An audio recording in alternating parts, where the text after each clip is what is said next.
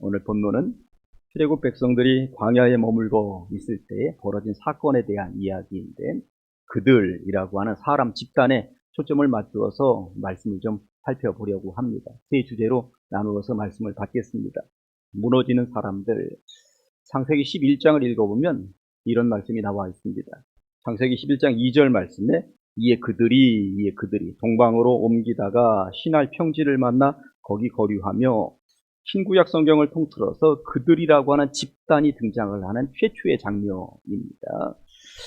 성경에 기록된 최초의 집단인 그들이 뭘 했느냐 하면 동쪽으로 옮겨갔다는 것이고요. 시날이라는 평지를 만나서 거기에 거주하기 시작을 했다는 것이고, 거기에 높은 탑을 쌓아 올리기 시작을 했다는 것입니다. 그리고 성경을 읽어보면 그들에게 대단한 건축 기술이 있었음을 알게 됩니다. 벽돌을 굽고 만드는 기술이 있었고요. 역청을 사용할 수 알았었던 대단히 고차원적인 기술도 가지고 있었구나 하는 것입니다. 그러다 보니 단층 구조로만 되어 있었던 당시의 상황 가운데 고층 건물을 쌓아 올릴 생각까지도 하게 되었다라고 하는 것입니다. 고대 세계에서는 상상도 할 수 없는 기술력이었습니다. 그런데 여기에서 중요한 것은 그들이 고층 건물을, 하늘까지 닿는 고층 건물을 쌓아 올리면서 목적이 하나 있었는데 우리 이름 내자는 거였습니다.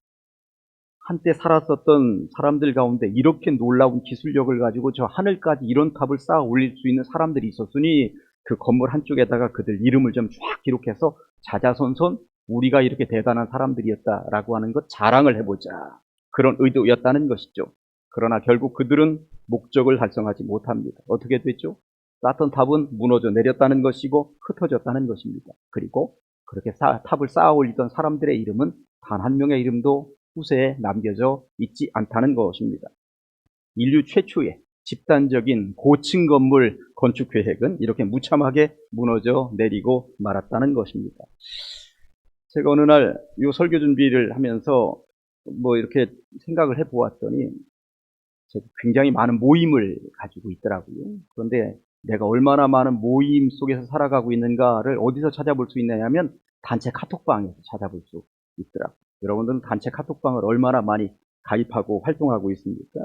가족들, 이 가족들의 범위도 좀 더 넓은 가족들, 이 카톡방도 가족들 카톡방도 몇 개나 되더라고요.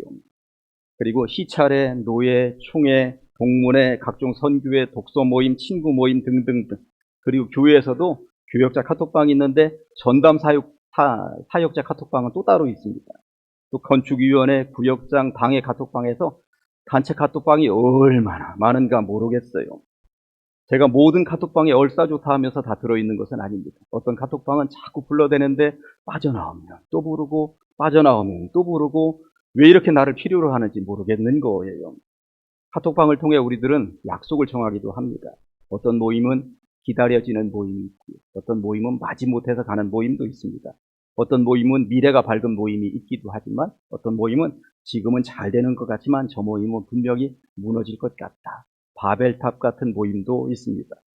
처음에 카톡방을 통해 모임을 만들 때만 해도 바벨탑이 무너지는 것처럼 그 카톡방에 있는 모임이 무너질 것이라고 상상해라 했겠습니까? 그랬으면 만들지도 않았겠지요.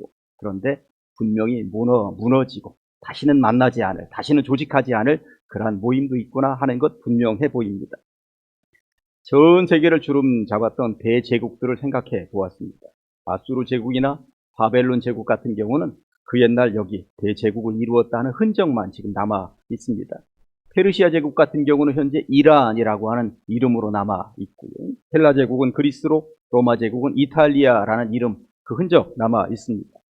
그 옛날 그 명성에 비하면 정말 초라하기 짝이 없죠. 해가 지지 않는 나라를 형성했다는 영국 같은 경우도 원래 본토 그 안에만 지금 속해 있습니다. 남아메리카의 많은 나라를 집어삼켰던 스페인도 이제는 처음 그 땅 그대로입니다.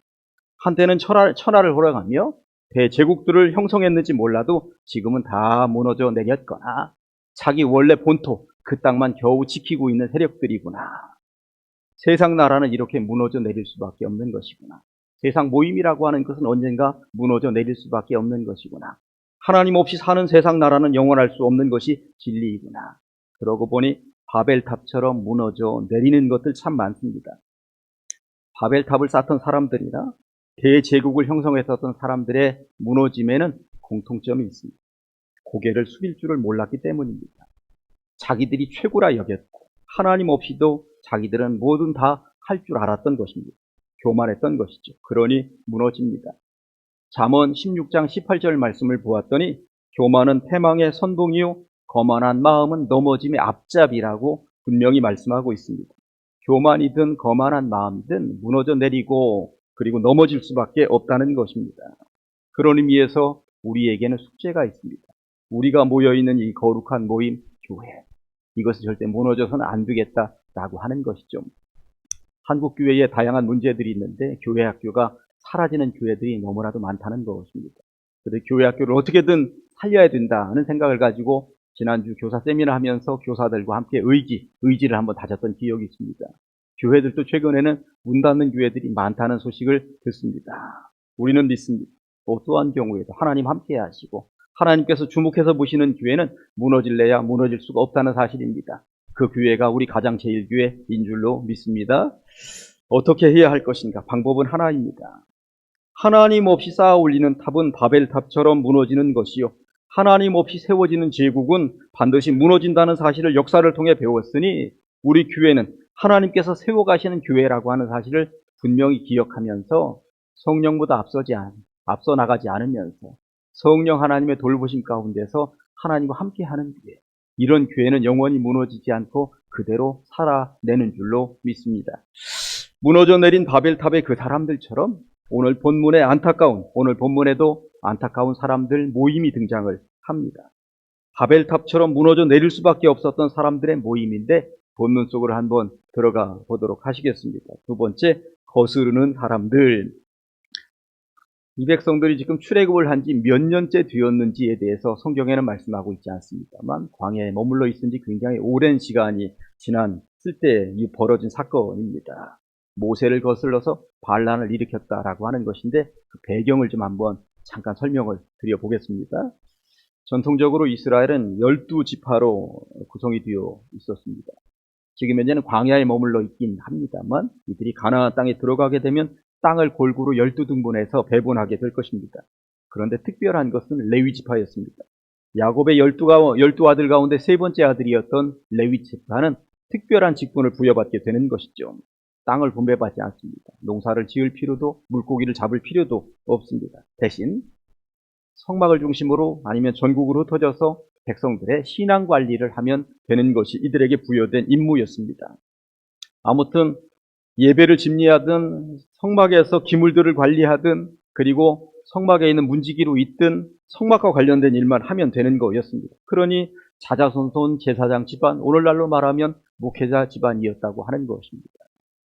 레위에게는 3명의 아들이 있었는데 게르손, 고핫, 무라리였습니다. 게르손, 고핫, 무라리. 근데 이 두 번째 아들 고핫에게 4명의 아들이 있었는데 그 중에 고핫의 첫 번째 아들 이름이 아므람이었습니다.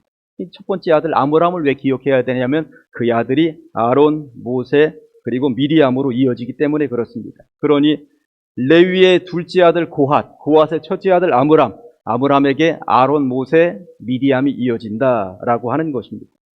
오늘 본문의 광야에서 반란을 일으킨 세력의 주도자가 누구냐면 고라라고 나와 있는데 이 고라가 누구냐면 아론과 모세 형제의 사촌이에요. 그러니까 할아버지가 똑같은. 그런데 사촌이 지금 반란을 일으켰다고 하는 것입니다.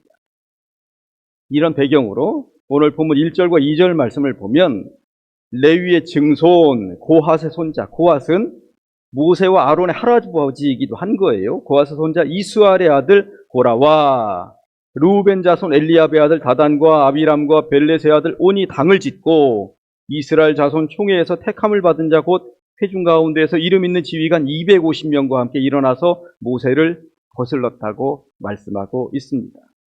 모세의 사촌이었던 고라가 당을 지었고 모세를 거슬렀고 반란을 일으켰다라고 하는 이야기인데 2절에 의하니까 그 반란에 동참한 자가 무려 250명이나 되었다고 말씀하고 있습니다. 250명의 면면을 살펴보았더니 뭐라고 되어 있습니까? 택함을 받은 자, 곧 회중 가운데서 이름 있는 지휘관들이었다고 말씀하고 있는 것입니다. 한마디로 말해서 백성들을 통솔하는 지도자급이었다는 말입니다. 우리는 여기에서 물어야죠. 노예들이 일으킨 반란도 아니었고 평민들이 일으킨 반란도 아니었습니다. 여인들이 일으킨 반란도 아니었고 젊은 청년들이 일으킨 반란도 아니었습니다. 누가 일으켰다고요? 택함을 받은 자 곧 회중 가운데서 이름 있는 지휘관들이었다는 것이죠. 한마디로 말해서 한 자리씩 차지하고 있던 사람들이 반란을 일으켰다는 말입니다. 그렇다면 여기서 또 물어야죠. 지도자급에 있는 사람들이 뭐가 부족해서 왜 반란을 일으켰던 것일까요? 3절에 그 정답이 나와 있습니다. 그들이 모여서 모세와 아론을 거슬러 그들에게 이르되 너희가 분수에 지나도다. 너희들 너무하는 것 아니냐? 그랬다는 것이죠. 회중이 다 각각 거룩하고 여호와께서도 그들 중에 계시거늘 너희가 어찌하여 여호와의 총회 위에 스스로 높이느냐? 무슨 말입니까? 아론과 모세도 레위 지파이고 고라 자기들도 레위 지파이고 다 레위의 후손들인데 주로 어디서 일한다고? 성막에서 일하고 있는데 그리고 백성들의 예배 관리하고 있는데 그러면 된 것 아닙니까? 그런데 고라는 뭐가 부족해서 왜 반란을 일으켰을까요? 비교했기 때문에 그렇습니다. 모세는 정치적인 지도자, 아론 같은 경우는 영적인 지도자였습니다. 특히 대제사장이었던 아론은 이 옷을 특별 제작을 해서 이 옷에 온갖 보석이 번쩍번쩍 세상 말로는 삐까번쩍한 옷을 입고 있었던 것이죠. 더군다나 그들은 손에 물 한 방울 묻히지 않습니다. 흙먼지 묻힐 일도 없었습니다. 그런데 볼 때 모세와 아론을 바라보고 있는 다른 레위의 후손들이 바라볼 때 이게 바라보는 시각이 문제였던 것입니다. 그들은 이렇게 생각을 했던 것입니다. 우리는 같이 레위의 후손들인데 우리는 광야에서 지금 이동할 때마다 천막을 걷고 먼지 풀풀 나는 천막을 걷고 기둥을 다시 들고 어깨에다 짊어지고 옮겨가고 또다시 정착한다 그러면 거기다 다시 판때기 세우고 기둥 세우고 천막 다시 설치하고 그러면서 먼지 그렇게 묻었으니 기름칠 해가면서 쓸고 닦고 이렇게 귀찮은 일을 하는데 아니 저 친구들은 우리하고 똑같은 레위 후손인데 왜 저렇게 거룩한 일만 하고 우리는 이런 허드렛 일만 하고 이게 도대체 무엇인가? 우리도 좀 뽀대나게 살아보자. 우리도 그 권력 좀 누려보자. 이랬다는 것입니다. 그런데 말입니다. 다른 지파들 앞으로 농사 지어야 되고 물고기 잡는 그들의 견주면 이 직분이 얼마나 거룩한 직분입니까? 특별한 직분 아닙니까? 그런 특별 대접을 받고 있다는 사실을 왜 놓치고 그 단순 비교하면서 그렇게 반란을 일으키냐라고 하는 것이죠. 9절이 바로 그 말씀입니다. 이스라엘의 하나님이 이스라엘 회중에서 너희를 구별하여 자기에게 가까이 하게 하사 여호와의 성막에서 봉사하게 하시며 회중 앞에 서서 그들을 대신하여 섬기게 하심이 너희에게 작은 일이겠느냐? 아무리 물러나서 생각을 해보아도 레위의 후손들이 받아 누리고 있는 성막 관리, 예배 집례, 하여튼 백성들을 신앙으로 이끌고 안내하는 이 역할, 이것이 얼마나 거룩한 직분인데 이 직분을 마다하고 반란을 일으키면서 더 높은 직분을 요구한단 말이냐. 그게 가당키나 한 일이겠느냐. 제가 초등학교 때 교과서에서 배웠었던 이야기 가운데 아직도 기억하는 이야기가 있습니다. 지금 이름을 이야기할 때 이름은 틀렸을 수도 있습니다. 철수라는 아이는 학교 밴드부의 지휘자였습니다. 영수라는 아이는 학교 밴드부에 큰 북을 치는 아이였습니다. 아주 재미있게 잘 했습니다. 그런데 큰 북을 치던 영수가 어느 날부터 이게 마음에 안 드는 거야. 나는 이 큰 북을 옮겨 다니는 것도 힘들고 가끔 한 번씩 둥 치는 것도 참 이게 멋졌고 이게 별것도 아닌 것 같고 그런데 철수 저 녀석은 저 앞에 나가서 지휘하고 뽀대나게 지휘하고 다 끝나면 혼자 인사 쫙 하고 나면 청중들이 전부 다 박수 보내는 것 같고 아니 나랑 똑같은 학년인데 똑같은 친구인데 왜 저 친구만 박수 다 받고 칭찬받고 뭐 이런단 말이지. 아 이거 안 되겠다. 연습하다가 말고 큰 북 치는 것을 놔버렸습니다. 그래서 둥둥 소리가 안 나니까 선생님이 저 녀석이 왜 그러는가 그 마음을 알아차렸습니다. 그리고 영수를 찾아옵니다. 영수야, 네가 얼마나 소중한 아이인지 아냐. 네가 지금 이 북을 치지 않으니 연습이 멈추잖아. 네가 이 북을 치지 않으면 연주회는 못하는 거야. 철수만 소중한 게 아니라 너도 정말 소중한 존재야. 그 뒤부터 그가 그것을 깨닫고 열심히 북을 치기 시작했다라고 하는 이야기입니다. 이야기 하나만 더 들려드려볼까요? 실제적으로 어느 교회에서 있었던 이야기입니다. 공무원 아내가 있었습니다. 교회 집사님이었습니다. 평소에 남편이 승진 못하는 것이 너무나도 안타까웠습니다. 남편을 들들 볶기 시작을 합니다. 옆집 남편 보라고, 얼마나 승진 잘하느냐고, 아무개 집사 보라고, 뭔가를 좀 갖다 바쳐서라도 승진을 좀 하고 그래야지. 하여튼 왜 이렇게 승진을 못하느냐고, 왜 이렇게 못났느냐고 날이면 날마다 바가지를 긁었습니다. 그러나 남편 승진을 왜 이렇게 더딘지 모르겠습니다. 그러던 어느 날 교회에서 교도소에 집사님들이 봉사를 가게 된 거예요. 교도소 소장으로부터 교도소에 들어와 있는 사람들의 면면에 대해서 듣게 되었는데 공무원들이 들어와 있더라고. 승진을 위해서 갖다 바치던 사람들이 들어와 있더라고 하는 이야기를 듣게 된 거죠. 그리고 나서 집에 와서 그 다음부터는 남편 바가지를 긁지 않기 시작을 했다. 승진 안 해도 좋고 정직하게만 살자고, 이대로만 살자고 그랬다라고 하는 것입니다. 불평과 불만은 주로 어디에서부터 나온다고요? 많은 경우 비교에서부터 나오기 시작을 하는 것입니다. 나보다 잘난 누군가가 있으면 배가 아픈 것이고 어떻게든 끌어내리고 싶은 것입니다. 오늘 반란을 일으킨 고위직 그들은 사실 이렇게 모여서 불평과 불만을 쏟아내야 하는 사람들이 아니라 모여서 뭘 했어야 하는 사람들입니까? 그들은 모여서 광야에 머물고 있는 이 백성들에게 불편한 것은 없는지, 잘 먹고 있는지, 잘 입고 있는지, 잘 자고 있는지, 아무튼 잘 지내는지, 아픈 사람은 없는지, 우울한 사람은 없는지, 소외되는 사람은 없는지, 그러한 것들을 잘 살펴서 모세에게 보고를 하고, 모세하고 머리를 맞대고 앉아서 어떻게든 이 문제를 해결해야 돼. 그런 사람들이었습니다. 이런 경우를 일컬어 사회적 영성이라고 합니다. 보통 영성이라고 그러면 개인적인 신앙의 차원에서만 사용되는 용어라 알고 있지만 사회적으로도 영성의 시각을 가질 필요가 있다는 이론입니다. 주변에서 누가 아파하는지, 누가 우울해하는지, 누가 죽어가는지 이를 살펴볼 수 있는 시각을 가지는 것을 사회적 영성이라고 하는 것입니다. 그래서 그들 곁으로 다가가서 그들의 마음을 어루만져 주기도 하고 그들의 고통을 함께 아파해 주기도 하면서 어떻게든 해결하기 위하여서 머리를 맞대보는 것, 이것을 사회적 영성이라고 한다는 것입니다. 그런데 그들은 광야라고 하는 그 척박한 땅에 머물러 있는 백성들을 향한 사회적 영성의 문은 닫고 개인적인 욕망의 문은 활짝 열고 모세를 거슬러서 반란을 일으켰다고 하는 것입니다. 모세를 거슬렀다라고 하는 것은 하나님을 향한 거스름이었다고 하는 것입니다. 솔직히 말해 그들이 받은 복이 얼마나 큽니까? 출애굽을 한 백성들입니다. 노예 출신들이 해방이라는 상상할 수도 없는 복을 받은 것입니다. 생수 한 병, 빵 한 조각, 치킨 하나 얻을 수 없는 그 광야에서 매일 만나와 메추라기가 쏟아지고 물이 펑펑 솟구치는 체험을 한 백성들이 그들입니다. 더군다나 그들에게 지도자라는 타이틀까지 하나님께서 주신 것 아닙니까? 그런데 감사를 까마득하게 잊어버렸습니다. 감사를 잊어버리니 비교하게 되고 비교하다 보니 불평과 불만이 쌓이게 되고 불평과 불만이 쌓이게 되니 모세와 아론의 자리가 탐이 났던 것입니다. 그래서 들고 일어났다는 것입니다. 참으로 못난 사람들이요 정말 못된 사람들입니다. 사랑하는 가장제일교회 성도 여러분, 우리가 받은 복이 얼마나 많습니까? 제가 생각을 해보니까 수를 헤아릴 수 없을 정도로 너무나도 많은 복을 받아 누리고 있습니다. 그러니 불평과 불만 쪽이 아니라 감사 쪽을 선택하면서 살아가기에도 부족한 것이 우리네 삶 아니겠습니까?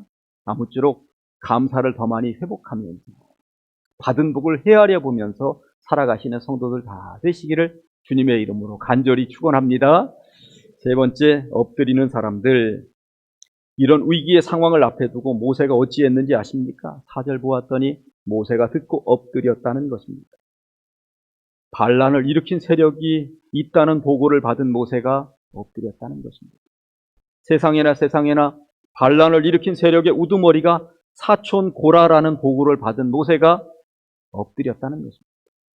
고라가 중심이 되어 반란을 일으킬 때 250명이나 되는 지도자급이 대거 동참했다는 보고를 받은 모세가 엎드렸다는 것입니다. 얼마나 기가 막혔을까요? 그렇다면 여러분에게 하나 물어보겠습니다. 지금 모세가 누구를 향하여 엎드렸을까요? 반란의 세력이 오고 있으니 저들에 의해서 내가 죽겠구나. 그렇다면 내가 저놈들 앞에 엎드려야지. 일단 우선 그들 앞에 엎드려야지. 그랬을까요? 나 살려달라고 어떻게든 간절하게 그들에게 그들의 발이라도 붙잡고 사정해 봐야지. 그래서 엎드렸을까요? 아니죠. 그는 하나님 앞에 엎드렸다는 것입니다. 하나님 어떻게 할까요? 하나님 앞에 엎드리기. 그러고 보니 이것은 모세의 평생 가장 뚜렷한 특징 가운데 하나였습니다. 사실 세상적인 시각으로 보면 모세는 사실 지도자감이 아니었는지도 모릅니다. 이게 무슨 말이냐. 일단 그는 너무나도 무능해 보였기 때문에 그렇습니다. 백성들이 먹을 것이 없다거나 마실 물이 없다고 그러면 어떻게 해보자? 그의 머리에서 당장 해결책이 나온 적이 한 번도 없습니다. 그냥 엎드릴 뿐이었습니다.